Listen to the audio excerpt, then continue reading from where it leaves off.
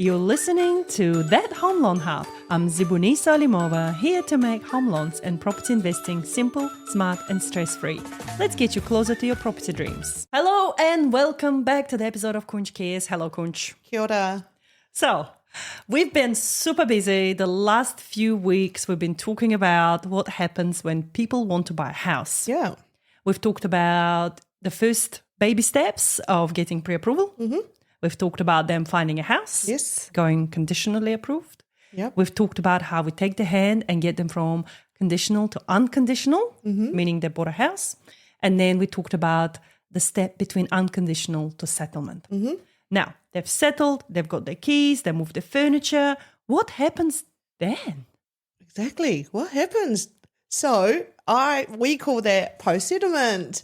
So post-settlement, it's a good idea to catch up with your advisor 6 months to 12 months down the track to check in to see if everything's working okay in terms of their loans and things like that for you. Also, if you've structured your loan on a shorter term, say, the 6-month rate, because that's what everyone's doing at the moment, check in with them as well. It's a good time to check in and review those rates again. Ensure the structure is working well. Yeah, absolutely. Because one thing that people don't realize is that when we give them that loan, right, we also give cash back. And we talked about the cash back in one of the episodes. So go back and listen to that. But people don't realize that cash back also comes with a clawback period. Yes. So sometimes 6 months later or 12 months later, people approach us and they want to change banks because they may not like a certain thing. Yeah. Something to be aware of, the bank will take away that cash back from you. Yes. You would have signed an agreement, your lawyer would have explained it to you, but sometimes people forget these things, they do. especially in the storm of trying to work out the whole moving, utilities, connections, etc. Yep. So what we highly recommend to do is, don't change banks straight away in the first 3 years because that cash back, the bank will take back the money they gave you as a thank you for the first 3 years.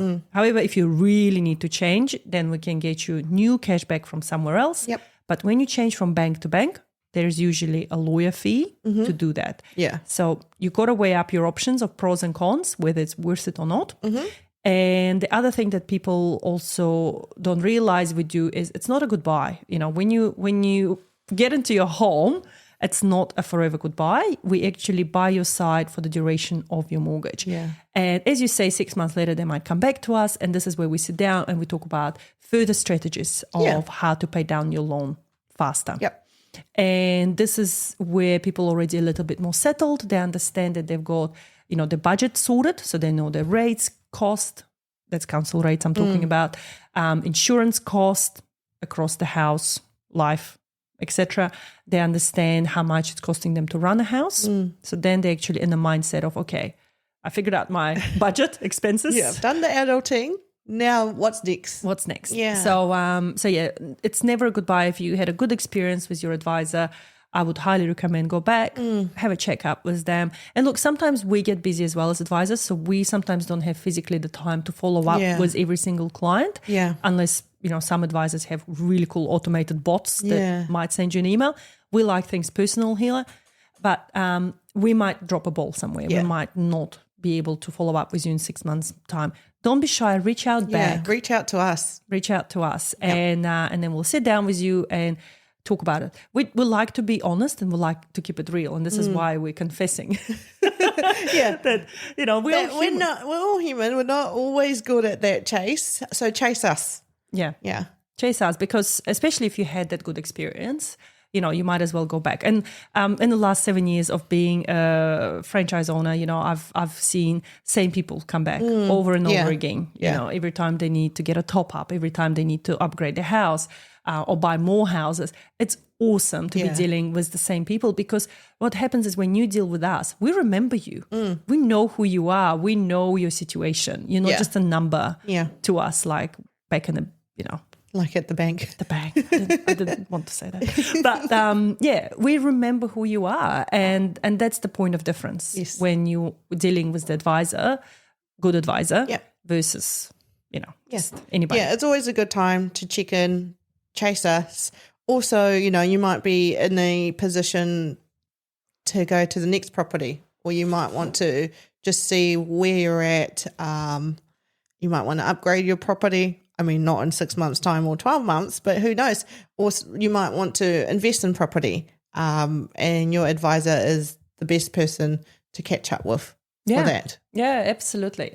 And I think the other thing as well that we usually look with clients is, if it was a new build, for instance, that they purchased, right, that it actually has warranties. If you did take over those warranties, it comes with 10 years master build, normally, master build warranty or whatever other companies that you normally use. So if something is breaking down in your property, contact back your master build. Yeah, contact the builder.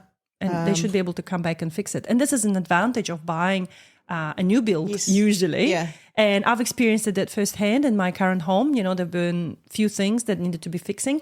And master build have been fantastic. Yeah. They've come around, they did a report, and, they've had the painters and plasterers back, and we've fixed it all. So highly recommend, not to shy away from it. And I guess this is the con for buying an existing property. If it's an older property, you don't have those warranties with it. If something happens to the property, you can't go back to the previous vendors and say, oh, it's broken down, you got to pay for this. Yeah. You're buying a house, you're buying an older house, you understand what you're buying. So you can't really ask the vendors to come back and check. No, not for an older house. No, fix anything for you. And I'll tell you a story. I'm not sure if I've shared it before, but one of the properties we bought, we moved in, and literally like a week later, I come home and there was a waterfall coming out of the lighting. And I was like, whoa, what's that? So apparently the water pipes have burst. We bought a house and it had Duck's Quest piping in it. And I had like a newborn baby, I was trying to deal with this waterfall coming, had to call the plumbers. And I tried to reach out back to the builder that did our builder's inspection. Yeah, okay. And to see whether he's picked up that it had Duck's Quest piping, because nobody brought it to our attention. Yeah. And I knew a little bit about Duck's Quest piping at that time. I just didn't know how bad it was. Yeah. But apparently, they have this bad reputation in New Zealand about bursting all of a sudden, and they can happen anyway. So the builder's report actually never mentioned that the property had Duck's Quest piping. And my insurance said, look, we can go after the builders, public liability insurance, Unfortunately, the builder passed away. So that was very sad. And when I tried ringing the builder and the wife answered, and she said that he died. So between doing our report and us settling and then the pipes bursting, it was only really a couple of months. But it was very, very sad. And just, again, a reality check for those listeners out there that, you're looking to buy a home, you got to accept the cost. Yes. And the sad part, again, was that I've just increased my insurance excess, because we had insurance for a house for the last, 5-6 years. We never made a claim. Yeah. And I was like, why am I paying excess of $500 if we're not going to make any claims? It's a house, let's just increase it. And I increased the excess to like $2,000 to keep my premiums down. That's like Murphy's Law. Yeah. Because I literally just increased it, and now you got to make a claim. Yeah, it was terrible timing. It was just terrible timing, because I was on maternity leave. I was trying to save money. I was trying to see where in our budget I could pull back a little bit. And that was one of the obvious things. If you don't claim on insurance and the excess is a bit higher, then your insurance premium is a bit lower. So I thought, cool, makes sense. Let's do that. Yeah. And I've done that. And sure enough, a week later, the pipes burst. We have to pay this massive excess. But it was worth it, because the damage was down to 3 different rooms and a hallway.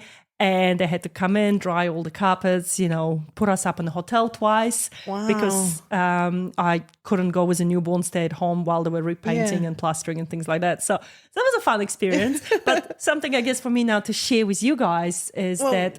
Yeah, that's a good experience to share, because that doesn't happen often. Like increasing your excess and then your pipes burst. That's like a very rare type of scenario. So that's, really good hearing it. Yeah. So think about those things. So when you are setting up those insurances, or when you're buying an older house, is that what are the chances that you will have to claim for a sudden event?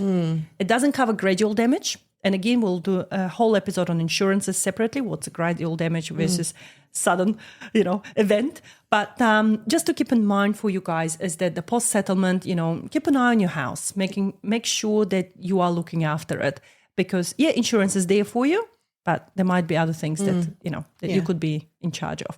But hopefully this episode was useful for those that are listening, and feel free to listen to the ones we've done before. So congratulations, you bought a house, you've revisited your current home loans and insurances with your advisor or a banker, and onwards and upwards from here. Amazing. Thank you. Thank you. Bye. And that's a wrap on That Home Loan Hub.